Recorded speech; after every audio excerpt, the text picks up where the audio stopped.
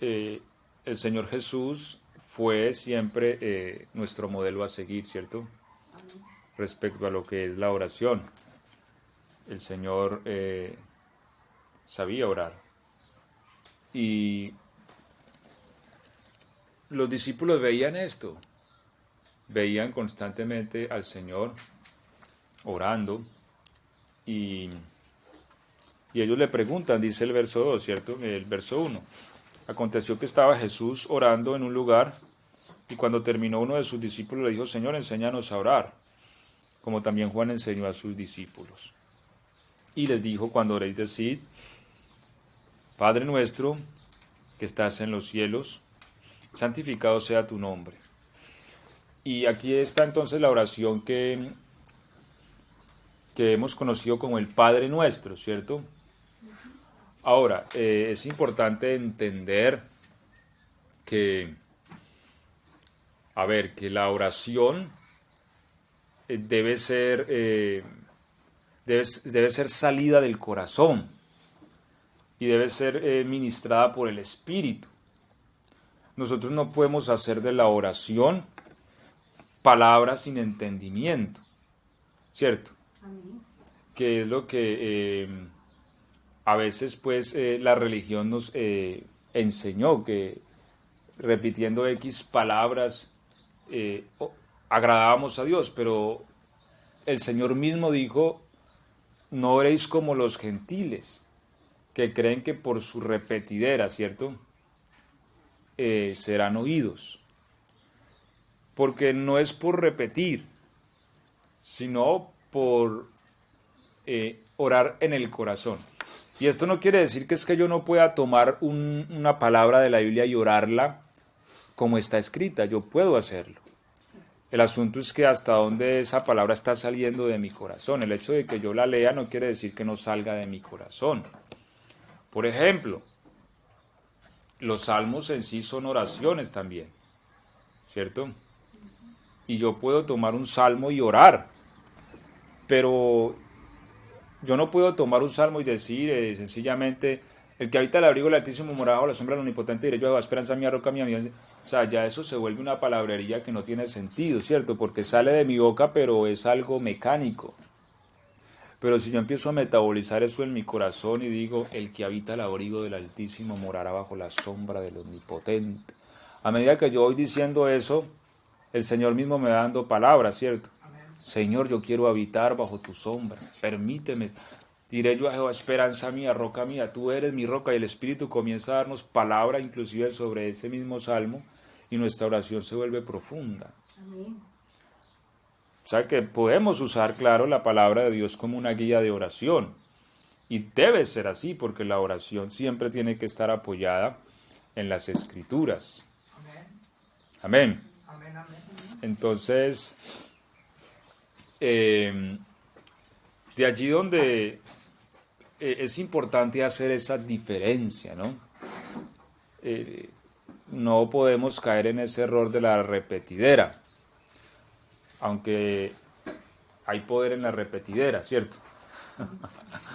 Pero no poder de ser oído delante de Dios, sino poder para memorizar. Por eso el Señor dio estas palabras, las repetirás a tus hijos, ¿sí? Pero pues ya en el contexto de que ellos aprendan, pero no en el contexto de que es que si yo oro 100 Padre Nuestros, Dios me va a oír. No, pero en el Padre Nuestro sí hay encapsulada una gran revelación, ¿cierto? Ahora, entonces yo no puedo orar el Padre Nuestro así como está escrito. Sí, también, si realmente sale de mi corazón, ¿cierto? Yo puedo decir, Padre Nuestro que estás en los cielos, santificado sea tu nombre, venga tu reino.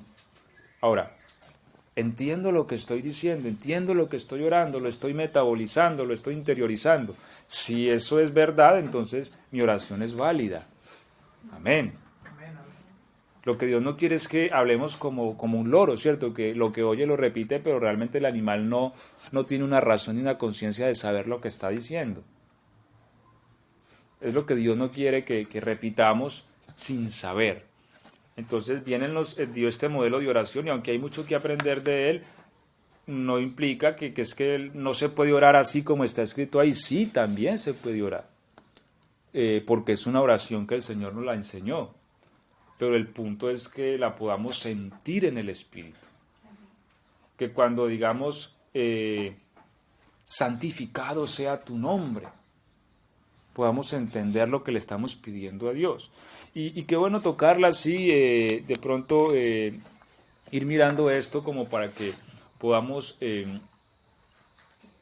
darle valor a esas palabras, ¿cierto? Y es el deseo de Dios, Padre nuestro que estás en los cielos, ¿cierto? Mire las palabras, la Biblia yo he dicho, la Biblia es muy económica en el sentido de su literatura. ¿Qué quiere decir esto? Que la Biblia no habla de balde. Cuando la Biblia menciona una palabra, cada una de ellas tiene importancia. Amén. Aún inclusive los enlaces gramaticales. Pablo dijo que, bueno, palabras mías, voy a parafrasear lo que dijo Pablo, ¿cierto? Pero cuando habla de Cristo, de la descendencia de Abraham, él dice, de alguna manera lo que da a entender es esto. Nótese que no dice en sus descendencias, ¿cierto? En sus simientes, sino en su simiente, dice Pablo, refiriéndose a uno. Entonces, lo que dice Pablo es, préstele importancia a esa S que falta, porque esa S es la que indica que no son varios, sino que es uno, y este es Cristo. Así que aún una S que falte o que no falte tiene importancia en las Escrituras. Así que cuando nosotros estudiamos la palabra de Dios, es importante atender a cada palabra que está escrita. ¿Por qué se usó y qué quiere decir? Y mire que el Señor cuando nos enseña a orar dice, cuando oréis, decid. Y aquí hay una importancia, mire que hay una importancia en el hablar. ¿Sí ves? Porque, o sea, la oración, aunque no quiero decir que en nuestra mente no podamos orar, podemos hacerlo, claro. Pero como que hay un valor especial cuando oramos hablando, usando la boca. ¿Sí? Dice, cuando oréis, decid. ¿Cierto? Para decir, pues se necesita hablar, ¿cierto? Yo no puedo decir sin hablar. Bueno, normalmente estamos orando a veces cuando vamos en el colectivo, cuando estamos en la calle o estamos meditando, ¿cierto? Y le decimos, Señor, ayúdame con esto o aquello. Amén, amén. O tú eres grande o tú eres el más poderoso. Y eso también es válido y también es aceptado como una oración, ¿cierto? Sin embargo, cuando nuestra lengua como que entra también en la dinámica, en la participación de la oración, entonces como que hay una activación mayor. Y lo que dice el Señor es cuando oren, digan, Padre nuestro, que estás en los cielos. Y yo creo que ahí ya hay una importancia muy grande, o sea, lo que el Señor nos da a entender es que tengamos claro que Dios es nuestro Padre. Y eso ya tiene un argumento muy poderoso. ¿Sí? ¿Por qué? Porque yo puedo ir en la calle y un niño puede acercarse y decirme, regáleme 100 pesos. Y yo puedo decirle que sí o puedo decirle que no. Es más, los puede necesitar y yo decirle que no. Pero si es mi hija, así sean 1,000, 2,000, 3,000, si yo los tengo y ella los necesita, yo se los voy a dar. Amén. ¿Cierto? Por la posición que tiene delante de mí. Es decir, lo que el Señor nos está enseñando es que ustedes tienen una posición delante de Dios, no cualquier posición. Entonces uno va a tratar a las personas de acuerdo a su posición. O sea, eso es inevitable. Uno no trata a las personas de la misma manera, sino que si es mi hija, pues tiene unas beneficios diferentes, ¿cierto? yo trato de una manera diferente a mi familia que a los que no son mi familia, ¿cierto? Normalmente uno siempre va a querer ayudar primeramente a la familia, ¿cierto? Es decir, si alguien se gana ¿cómo se llama? El telequino o el baloto, primero va a pensar en su familia. No va a decir, bueno, va a empezar a regalarle casas a los vecinos y tal vez su mamá sin casa. Obviamente uno siempre va a pensar primero, bueno, mi mamá, ¿qué le falta? Mis hermanos, ¿qué necesitan? Voy a ayudar. Porque uno primeramente piensa en su familia. Y lo que el Señor nos está diciendo es que cuando ustedes oren, o cuando nosotros oremos, entendamos que somos de la familia. Porque es que a veces no tenemos conciencia, o sea, no tenemos confianza en nuestra conciencia para acercarnos a Dios. ¿Sí me hago entender? Había un hermano que en la iglesia que le gustaba orar a alta voz, no me acuerdo. De hecho, una vez nos llamó la atención porque nos íbamos a las 5 de la mañana a orar a la iglesia y el hermano comenzaba a orar así, pero duro, hablaba duro. Señor, tú sabes que yo soy una pecueca, Señor. Y claro, los hermanos orando y todo, entonces, o sea, nosotros podemos ser lo que sea, pero con todo y eso el Señor nos ha hecho su familia, por medio de Jesucristo. Así que el énfasis de nuestra oración delante de Dios no puede ser nosotros. Si nosotros llegamos delante de Dios apoyados en nosotros, nuestra conciencia no nos va a dejar avanzar. Porque efectivamente, como decía el hermano, somos una pecueca. Sí, o sea, y como decía alguien, nosotros no somos ninguna perita en dulce. Entonces, no debe ser el argumento a través del cual nosotros debemos llegar delante de Dios. El salmista mismo dijo que no mirara sus pecados ni sus rebeliones, porque sino ¿quién podría mantenerse delante de ti? Así que no podemos ir delante del Señor sobre la base de quién somos en nosotros mismos, sino sobre la base de quién nos ha hecho Dios en Cristo Jesús. Y lo que Dios dice es que en Cristo Jesús Él nos ha hecho hijos. Amén. Y eso nos posiciona. Un hijo se puede portar muy mal y todo, pero pues, digamos, él le puede hacer los daños que quiera, ¿cierto? Pero porque hizo un daño y porque acabó con todo, entonces amanece afuera. La saco de la casa y se va a dormir con medias. Seguramente que no, ¿cierto? Porque sí, hay reprensión, hay castigo, hay disciplina, pero es la familia. Y eso no se puede cambiar. Y como familia, y como dice una canción por ahí, solo aquel que tiene hijos entiende que el deber de un padre no acaba jamás. ¿Cierto? Amén. Entonces, es eso. Cristo dijo, acérquense a Dios como su Padre. Y no piensen tanto en ustedes, que son o que han sido. No. Ustedes han sido hechos hijos por Él. Y no sobre el argumento de lo que hayamos hecho, porque Dios tampoco usó el argumento de nuestras obras para hacernos hijos. El argumento que usa Dios para hacernos sus hijos es Cristo. Su cruz, su muerte, su resurrección, su sangre. Es decir, el argumento que Dios tiene para llamarme a mi hijo no reposa sobre mí, reposa sobre Cristo. Y eso me da a mí garantías, porque si reposara sobre mí, podría ser hijo hoy y mañana no. Y entonces estaríamos en una inseguridad continua. Es decir, podría orar hoy y decir, Padre, pero mañana, yo creo que ya no soy hijo, porque hice aquello o hice lo otro. No, siempre el argumento que Dios usará para llamarme a mi hijo es Cristo Jesús. Y Cristo es inmutable y no cambia. Ahora, eso ya nos abre un río de posibilidades, un océano de beneficios. Porque si yo voy a Dios como mi Padre, quiere decir que tengo acceso a muchas cosas, como efectivamente un hijo puede tener acceso a lo que su padre tiene y posee. Y aquí es donde opera la fe.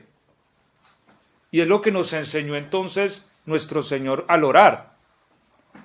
Es decir, si ustedes realmente se consideran hijos, tengan confianza.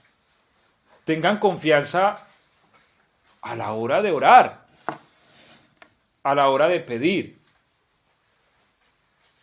No tengamos miedo de pedirle a Dios, ¿cierto? Porque somos hijos. Un hijo no tiene miedo de pedirle al papá. Un hijo le va a decir al papá, déme algo, necesito aquello, necesito lo otro, ¿cierto? Entonces, partamos de esa base. Dios es nuestro Padre. Un Padre grande, infinito, amoroso, poderoso, sublime. Amén. Amén, amén. Gloria a Dios. Sobre el argumento y la base de Cristo Jesús. De manera que no consideremos quiénes somos en nosotros mismos cuando oramos, sino que consideremos lo que Dios nos ha hecho en Cristo Jesús. Amén, gloria a Dios. Porque Dios ve así. Si nosotros queremos recibir los beneficios de la oración, nosotros tenemos que aprender a mirar como Dios mira. Si nosotros no miramos de esa manera, no vamos a obtener los beneficios de la oración. Por eso hay la importancia de conocerle. Mire, cuando Balaam fue a maldecir al pueblo de Israel, recuerdan que lo contrató Balaam para que maldijera a la nación de Israel. Lo llevó a un monte donde se veía gran parte del pueblo y le dijo, maldígalo. Y bueno, Balaam le dijo, yo voy a decir lo que Dios me ponga en la boca. Y él empezó y lo que empezó fue a decir, a bendecirlo. Y lo que me llama la atención es que termina con estas palabras, porque ningún mal veo en este pueblo. ¿Sí lo recuerda? Amén. Y uno se pone a pensar y dice, pero ningún mal. Coré se rebeló, se abrió la tierra, los tragó, maldijeron del maná, que ese pan mohoso, que esto, levantaron un becerro, adoraron un toro, en fin. Pero el Señor mira y dice, ningún mal veo en este pueblo. ¿Sí? Entonces, allí es donde uno tiene que aprender a mirar con la óptica de Dios. ¿Por qué Dios no veía ningún mal? Porque el Señor veía la sangre. Amén. Porque Dios veía la redención, porque Dios veía a Cristo, porque Dios los veía ya perdonados, ya perfeccionados, porque Dios no vive en el tal de mayo de 2000 tal, no. Dios vive la eternidad y en la eternidad Él ve las cosas que no son como si fueran. Amén, gloria a Dios. Es decir, Dios no nos ve como lo que somos hoy. Dios nos ve como lo que a nuestro vamos a hacer en la eternidad. Para Dios ya somos. Para Dios nosotros ya somos seres de gloria, seres que irradian luz por Jesucristo. Amén. Para Dios nosotros ya somos hijos perfectos. Sí, Señor, pero es que mire, que es que yo hice esto, aquello, lo otro, es que yo soy mentiroso y esto, y no he podido con aquello y lo otro, y estoy con esto. Dios no ve así. Ahora, que entonces sigo siendo mentiroso. Obviamente estamos en un camino de perfección. Amén. Y que la Biblia nos manda a que debemos buscar la santidad. Pero en el estado de la eternidad Dios nos ve como una obra terminada. Ahora, obviamente un verdadero hijo de Dios va a querer agradar a su padre. O sea, cuando uno realmente es hijo, va a querer obedecer a su papá. Porque alguien decía, no, entonces si alguien es hijo de Dios para siempre, entonces va a querer hacer lo que quiera y no pasa nada. No, una persona que quiere en su corazón hacer lo que quiera sin tener en cuenta a Dios no es hija. Porque cuando uno es hijo de Dios, hay algo dentro de uno que le duele por su papá. ¿Sí ves? Y yo creo que la naturaleza misma nos enseña esto, porque el papá de uno pudo haber sido lo que sea, pero a uno le duele el papá. Amén. No, es que mi papá me pegaba con esto y me lanzaba aquello, que es que mi papá me daba con un palo de leña, pero se muere el viejo y a uno le duele. Amén. ¿Por qué? Porque algo de la vida de él está en uno. Y lo que uno hubiese querido era poder haber sido agradable a su padre. Obviamente aquí por el pecado y la maldad las relaciones de padre a hijo a veces no son las mejores. Pero en el estado natural de las cosas el hijo siempre va a querer agradar al padre. Cristo mismo lo dijo, ¿cierto? Así que un verdadero hijo de Dios va a buscar agradar al padre. Y obviamente Dios se agrada en la santidad. Pero el tema principal es que Dios ve, o sea, Dios no ve una obra en proceso, Dios ve una obra consumada. Por eso Él en la cruz dijo, consumado es. Y uno puede decir, pero Señor, ¿cuál consumado? Si falta nuestra santificación, si no ha venido tu reino todavía de una forma visible, si no han sido juzgados los muertos, si todavía no ha venido la nueva Jerusalén, ¿cómo que consumado es? Bueno, Él dijo consumado es. Y consumado, o sea, a los ojos de Dios las cosas ya están consumadas. Eso es la fe. A los ojos de Dios nosotros ya fuimos hechos perfectos.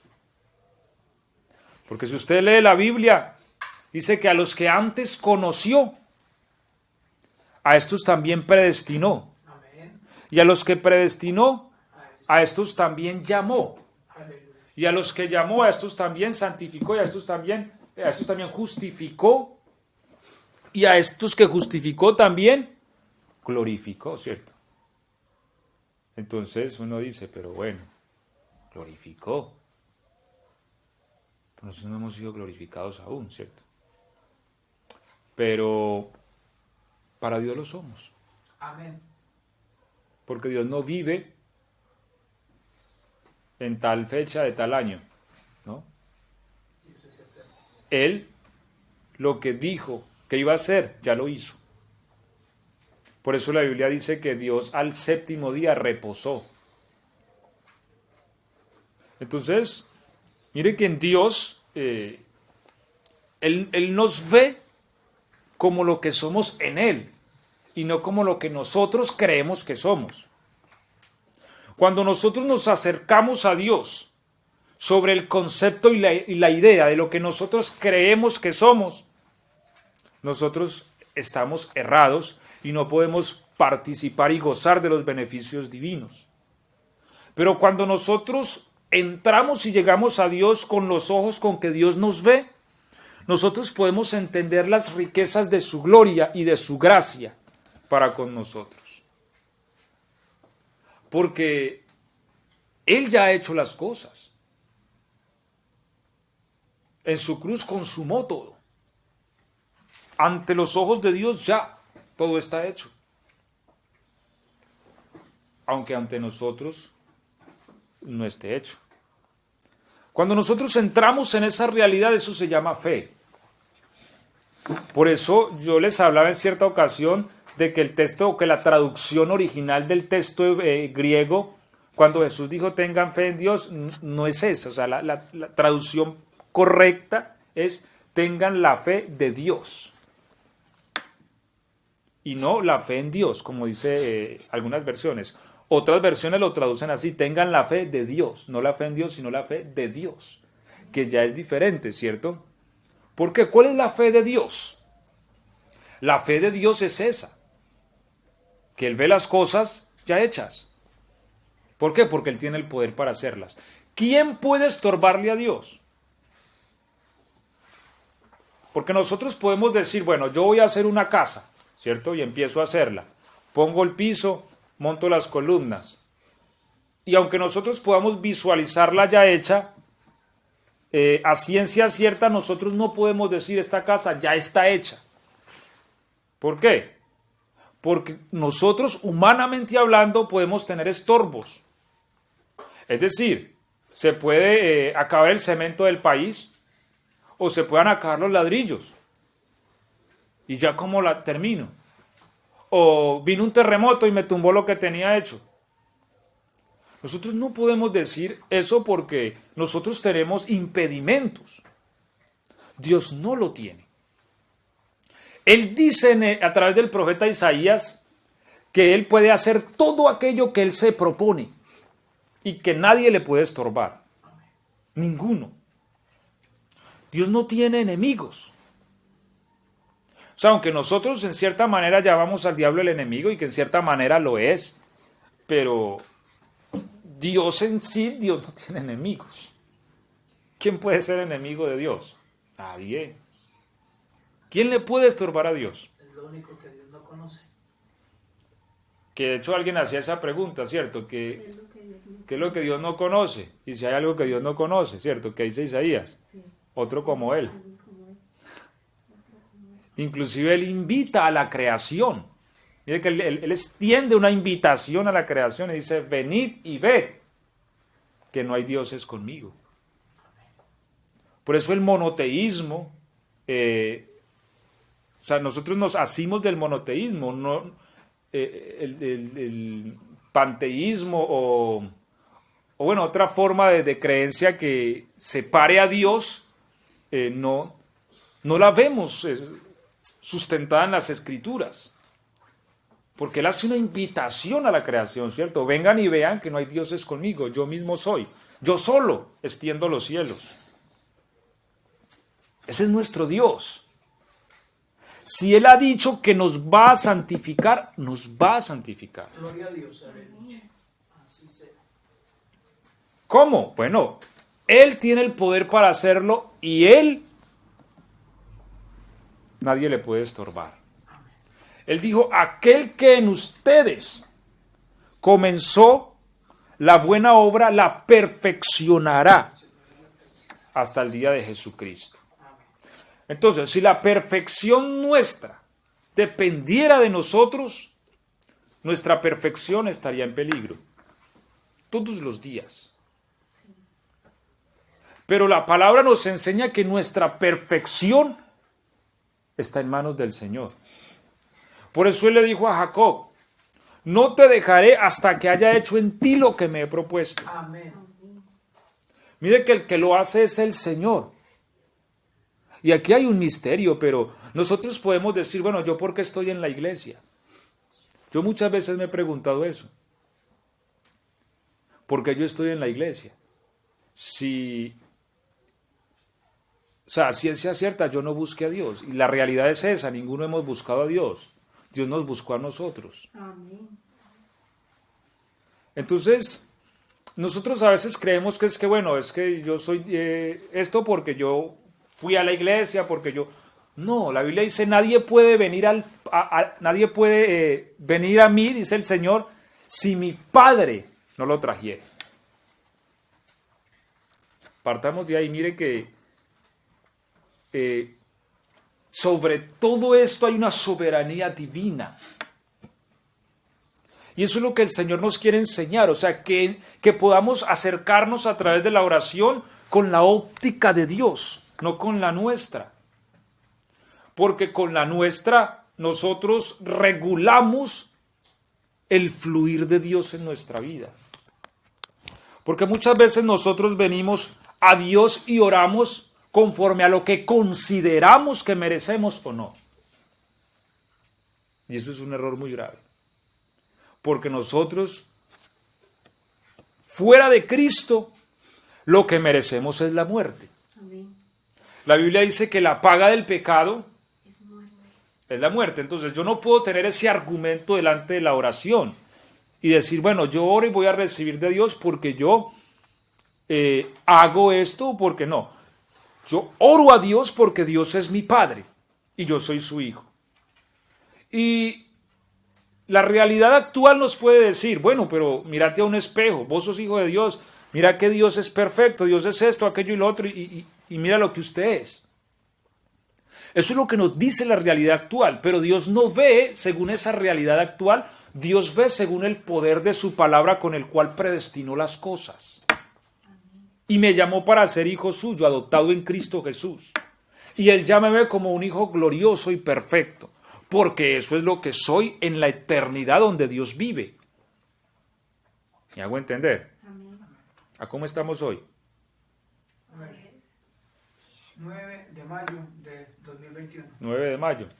Dios no vive en el 9 de mayo, porque el 9 de mayo es un barrio en Cali, ¿cierto? Dios no vive en esta fecha, Dios no vive en el 2021. Dios no vive en el presente, no. La Biblia dice que Él habita la eternidad. Amén. Y la eternidad compone el pasado, el presente, el futuro y todo lo que pueda existir. Amén. Amén. Por eso Dios está en el pasado, pero también está En el presente. y también está. En el futuro. O sea, Dios no estuvo, Dios está en todo. Y por eso dice el que era, el que es y el que ha de venir. Porque Él está en el futuro, entonces viene de allá para acá y viene de allá y sale de acá. Dios está en todas partes. Y en esa eternidad, Él nos ve como lo que realmente somos. Lo que pasa es que nosotros nos apoyamos en una mentira. ¿Cierto? ¿Por qué? Porque hay una verdad suprema en el universo. Por eso yo no comulgo con el relativismo. Que no, que es que las cosas dependen del observador, vienen a ser subjetivas, no. Hay una verdad absoluta y se llama la palabra de Dios. Amén. Amén. Y lo que no se alinea a la palabra es mentira.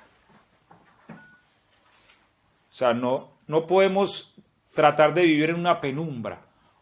O es o no es. Si está en la palabra es verdad. Si no está en la palabra No es verdad. es mentira.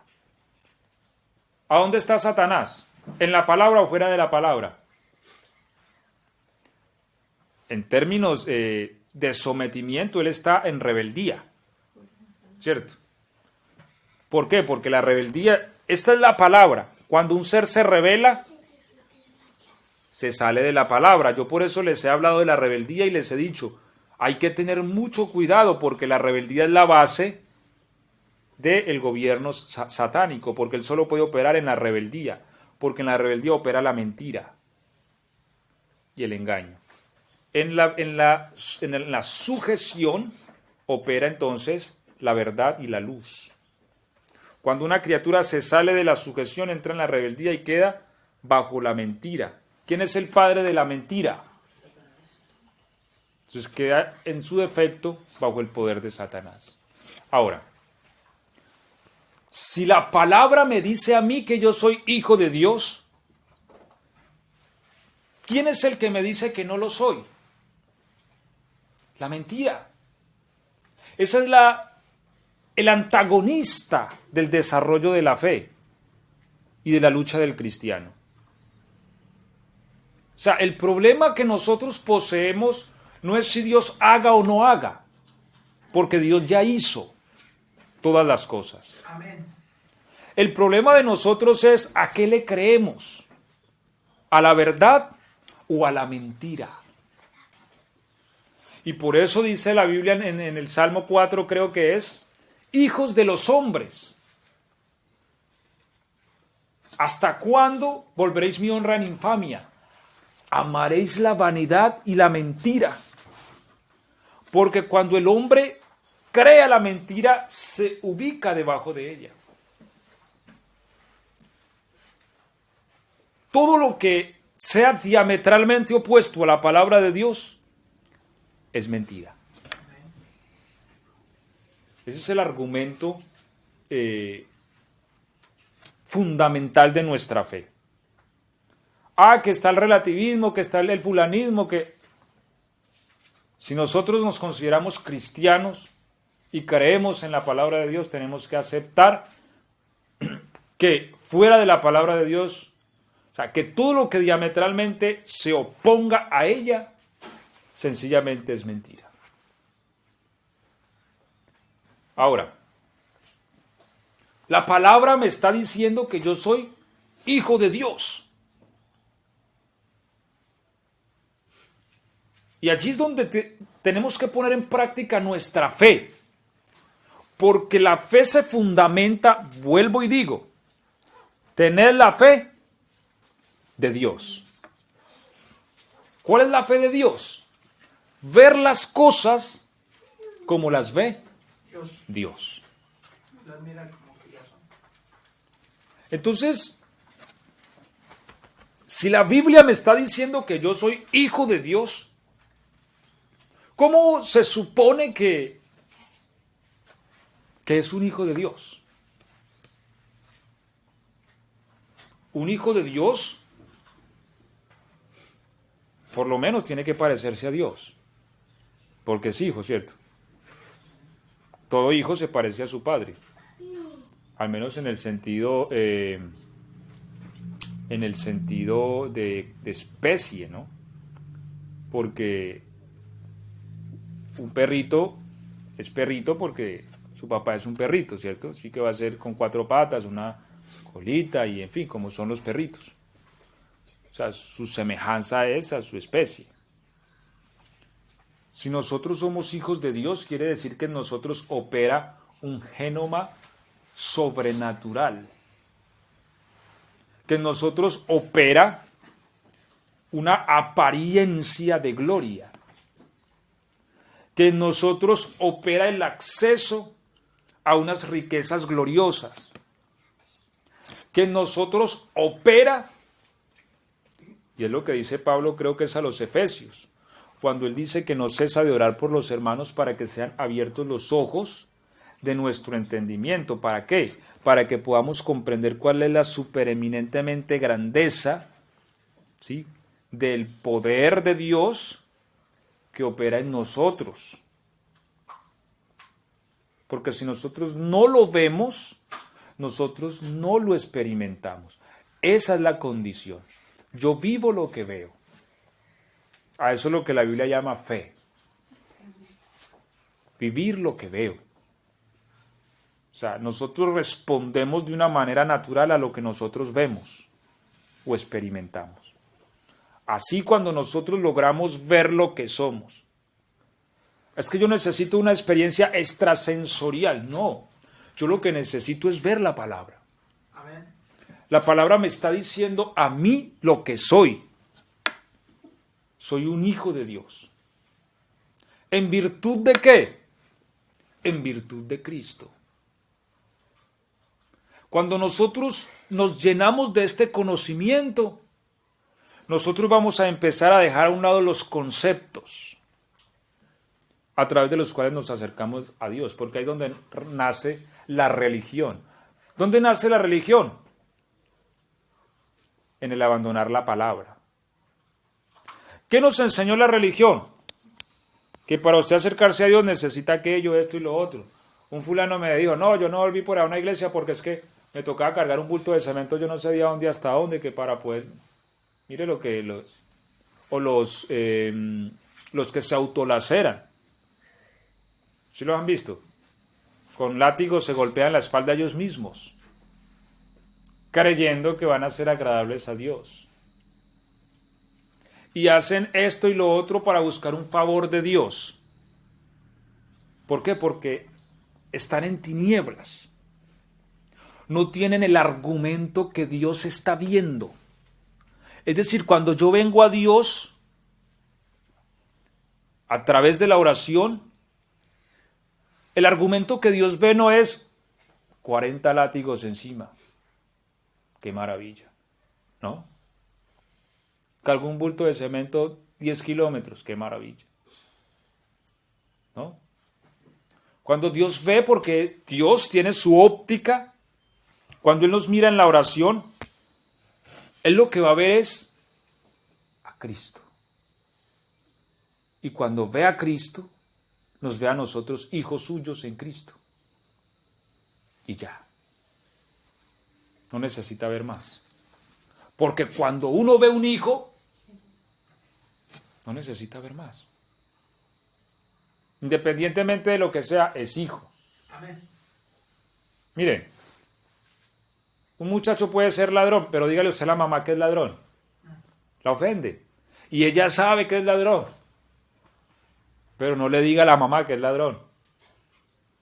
Y ella va a pelear y todo. ¿Por qué? Porque un hijo duele, sea lo que sea. Y por eso dicen que la oveja negra es la que más se ama. Y eso tiene mucho sentido. Cristo mismo lo dijo. Cristo dijo que hay más alegría en el reino por un pecador, ¿cierto?, que se convierte, que por esos 99 justos que están ahí. El pastor dejó las 99. Las dejó en su aprisco y se fue por las montañas a buscar la que se había descarriado. Porque la oveja negra es la que más duele. Entonces, normalmente eso se ve en las familias, que un padre o una madre sufre más por el hijo que más mal se comporta. Y es como que si lo amara más, es como que a través del amor lograra equilibrar ese desequilibrio familiar que hay, ¿sí ves? Y uno ve, pero es que a mi hermano lo aman más. Pero muchas veces es eso, que el hermano es como el más duro, por el cual el padre sufre más. Entonces, el solo hecho de uno ser un hijo, uno entra. Ya. Es decir, cuando yo llego a donde mi mamá, donde mi papá, yo toco y mi papá no se va a asomar y decir, ¿cómo me portó esta semana? No, bien, papá. Entre pues, ¿no? El solo hecho de asomarse y ver que soy su hijo, va a abrir. ¿Cierto? Pero supongamos que, ejemplo, ¿no?, que yo llegase peludo, mal vestido, oliendo maluco, se asomara y me viera ahí, no, me cierra porque estoy oliendo maluco. No. Le va a abrir, igual. Venga, a mí, ¿usted qué le pasó? ¿Usted qué le está ocurriendo? O sea, ¿por qué está así? Porque es su padre, porque es su madre, y le duele, independientemente de en qué llegue. Si llegó a pie, andrajoso, con la ropa rota, le va a abrir. Si llegó en auto y llegó en helicóptero, le va a abrir. O sea, eso no modifica el sentimiento. El argumento que tiene poder ahí es que es mi hijo. Y ya. Y yo le abro porque es mi hijo. Es que es un ladrón, es mi hijo. Que es un marihuanero, es mi hijo. ¿Sí? Y el padre que se considere padre va a luchar por su hijo. Yo en Dos Quebradas, Pereira, conocí a un hombre que su niña tenía como 17 años y estaba en las drogas, en la calle, pero ese hombre no reposaba. Iba y la buscaba y la traía y la ponía en su casa y le pagaba dinero para una rehabilitación aquí, allí, pero no reposaba un minuto. Y yo lo admiraba, yo decía, si esa fuera mi situación, yo haría lo mismo, porque un padre que realmente se considere padre no va a abandonar a su hijo, independientemente en la situación que esté. Va a luchar por él hasta la muerte. Así que eso es un padre. Y lo que Cristo nos quiere dar a entender es que Dios es nuestro Padre. Y que cuando venimos a Él por medio de Jesucristo, ¿no? Porque entendamos que el nexo y el canal para que seamos hechos hijos de Dios es Cristo Jesús. Por eso, refiriéndose a Cristo, la Biblia dice, más a todos los que le recibieron. ¿A quién? A Cristo. De ser hechos hijos de Dios. Cuando recibimos a Cristo, automáticamente somos hechos hijos de Dios. Amén. Y cuando venimos en la oración, Dios mira, o sea, el argumento que Dios ve para aceptarnos es que somos hijos, independientemente de cómo vengamos. O sea, y Él va a luchar para establecer en nosotros la santificación, para hacer en nosotros lo que Él ha dicho que somos, hijos de Dios. Y un hijo de Dios pues se parece a Dios. Que es que yo me miro al espejo y yo no me parezco a Dios porque es que yo tengo muchos errores, muchos problemas, muchas dificultades, muchas deudas. La Biblia te está diciendo que eres hijo de Dios. Y la palabra que sale de la boca de Dios tiene el poder para hacer que te parezcas a Dios. ¿A qué le estamos creyendo nosotros? ¿A la mentira o a la verdad? Porque eso es lo que dice Satanás, no te pareces a Dios, no eres hijo de Dios porque no te pareces, mira. Dios no es así, mire usted cómo es, mire usted cómo se comporta, mire usted lo que hace. Dios no es así. Pero cuando nosotros creemos a la palabra, esa misma palabra nos transforma. Porque nosotros no podemos caer en el error religioso de pretendernos transformarnos a nosotros mismos. No es que yo tengo que hacer de mí esto. No, nosotros no podemos. La masa no puede hacer de sí misma una figura. La arcilla no puede hacer de sí misma un instrumento, un vaso. La Biblia dice que el que nos da forma es Dios. Él es el alfarero, ¿cierto? Él es el que crea en nosotros la imagen de su Hijo Jesucristo. Esa es la fe que Dios quiere que tengamos. Una fe que se fundamenta únicamente en el poder de Dios. Si yo creo que yo soy hijo de Dios por lo que yo hago y por la capacidad que tengo de comportarme bien o mal, mi fundamento está equivocado. El argumento que Dios ha visto para llamarme hijo de Dios se llama Cristo Jesús. Amén. Y el argumento que Dios usa para santificarme se llama Cristo Jesús. Porque también nosotros hemos hecho de la santificación un concepto religioso. Pero la santificación básicamente se fundamenta en qué tanto está Cristo en mí. Básicamente es eso. Hasta dónde Cristo se ha formado en mí. Esta es la medida de santificación. Y Dios puede lograr eso por el poder de su palabra. Mire, yo a veces me paro en la ciudad, veo la humanidad y yo veo tanta oscuridad, yo veo tanta ignorancia respecto a las Escrituras y a la palabra de Dios, de que el hombre vive como quiere, que no tiene en cuenta a Dios. Yo veo tanta oscuridad que yo pienso para mis adentros, Señor, esto es como un monstruo gigante, es como cuando uno se enfrenta a algo que uno sabe que no puede vencer.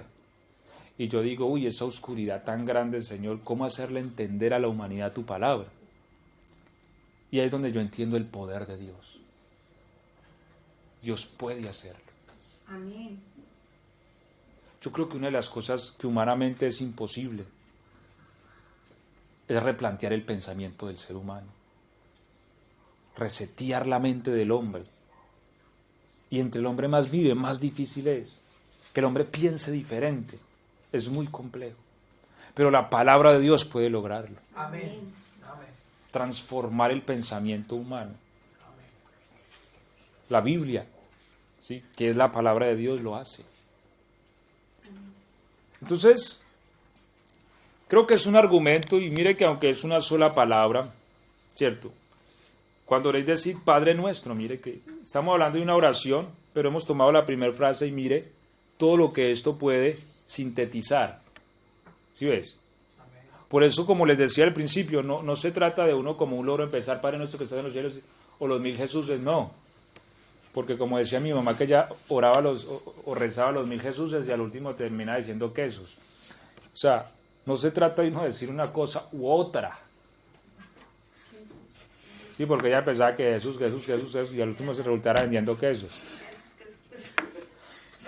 Entonces, porque muchas veces la religión nos enseñó eso, que si usted hizo esto, vaya diga 1000 Jesuses, ¿cierto? Claro, y la persona para acabar más rápido empezaba Jesús, primero empezaba despacio, Jesús. La Santa Cruz, Sí. se reza las 1000 Jesuses, entonces se reza 100 veces durante 10 veces. Entonces son 100 veces usted repitiendo Jesús, ya lo último dice Jesús. 1000 veces, y yo que no estaba yo muy errado. Mi mamá me dijo que ella también rezaba los 1000 Jesuses. Pero entonces mire que eso es una palabrería que no tiene sentido. ¿Sí? Pero cuando yo entonces voy a orar y digo Padre Nuestro, o sea, y yo entiendo lo que estoy sintetizando en esa expresión, Padre Nuestro. Uf, o sea, yo soy de la familia. Yo me puedo sentar a la mesa, ¿cierto?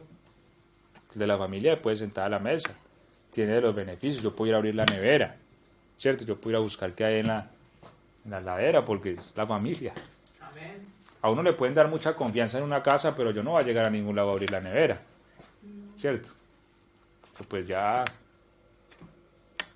de pronto ya lo he hecho en donde mis hermanos, ¿cierto? Porque pues hay esa confianza, pero hasta ahí nada más. Pero ya que es que el hermano me tiene mucha confianza, yo voy para la cocina, abro la nevera y busco qué hay para comer.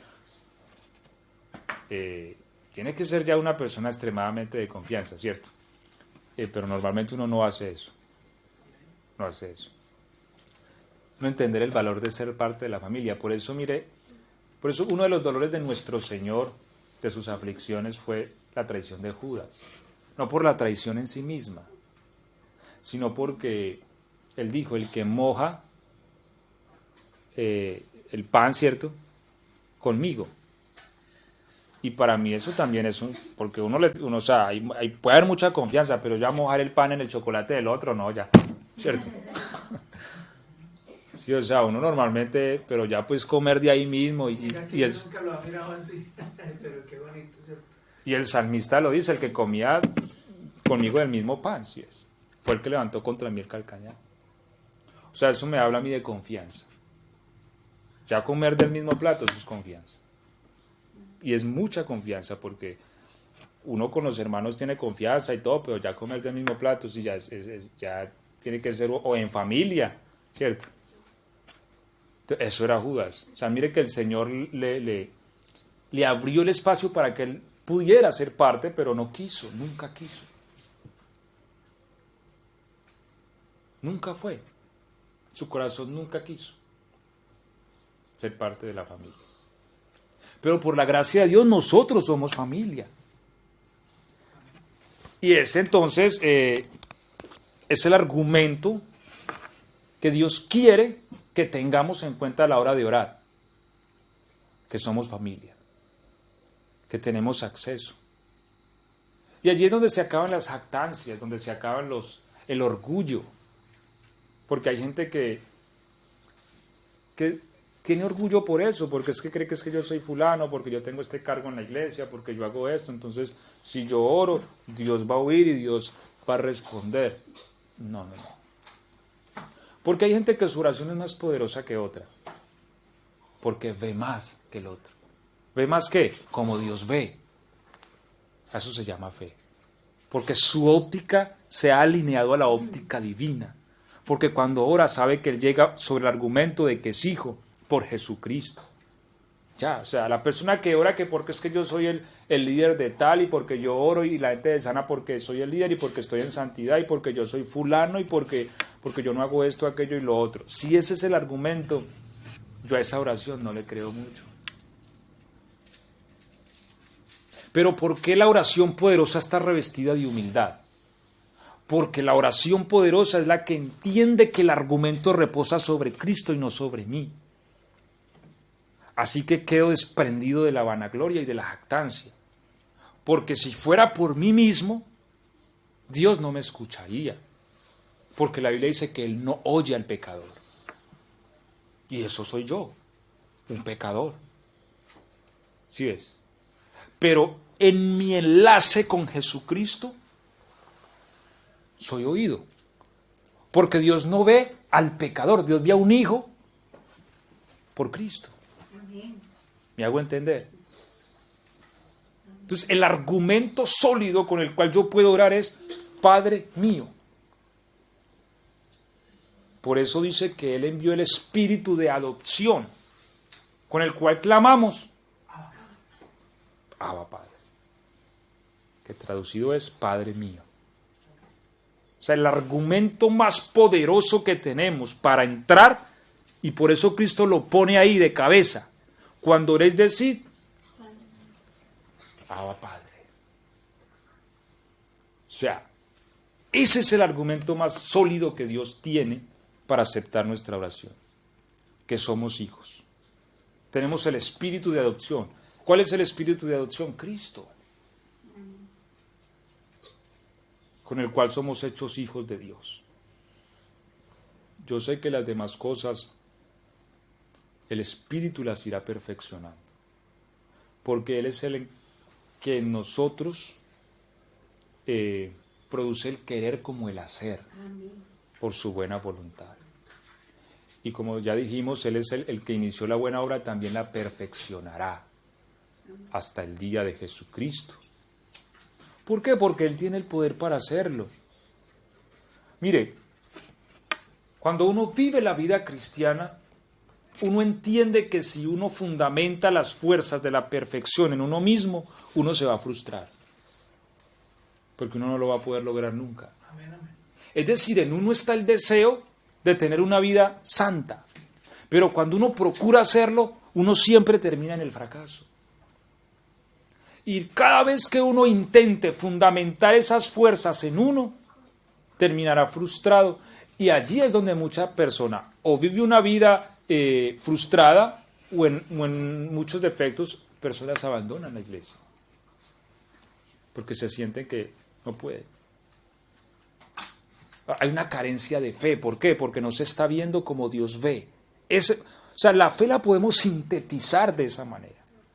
¿Cuál es la fe de Dios? Ver como Dios ve. Ya. Lo que Dios ve es que la perfección nuestra no está en nuestras manos, sino en las manos del Espíritu Santo. Y el Espíritu Santo es el que en nosotros comienza a llevarnos de proceso en proceso. Amén. Por eso cuando venga la aflicción, no la menospreciemos. El Espíritu está trabajando. Cuando venga la alegría, gocémosla.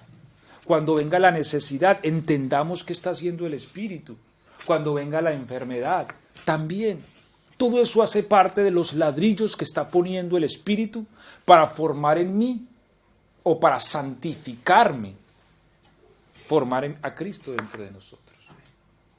Pero es una obra que hace Dios. Nosotros no podemos santificar a nadie. Nuestra santificación la da el Espíritu Santo. Amén. Y la da en un proceso. Eso es la vida cristiana, un proceso de santificación.